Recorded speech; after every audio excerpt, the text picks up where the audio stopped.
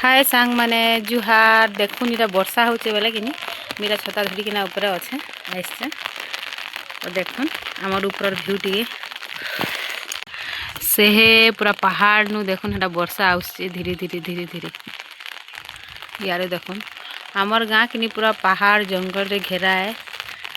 पूरा मस्त लगसी लेकिन देखुन इटा आमर गाँ है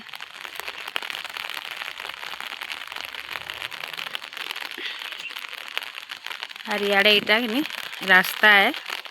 गाँव बाहर के जीवन लगी से रास्ता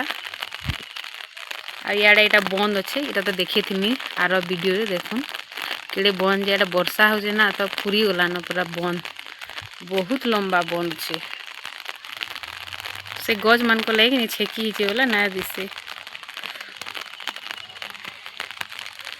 तो देखुन केनता वर्षा आउछि जे से पहाड़ नु एंता दृश्य तो आपण मैंने देखु नहीं थे इटा सिर्फ गाँव रे ही देखवा लगे मिलसी तो देखुन हेटा वर्षा आसला न हेटा आउछि हेटा बहुत बरसुचे हेले इे देखुन टिके टिके बरसुचे हाड़र वर्षा इटा कि नहीं कि ना आसते तो इे जो बोले बरसवा कि पूरा हेन्ता ही बरसवा बहुत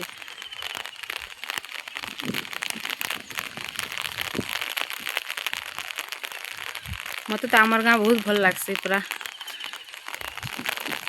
आपण मन को आमर गाँ केनता लागला जे कि कमेंट सेक्शन में जनाबे।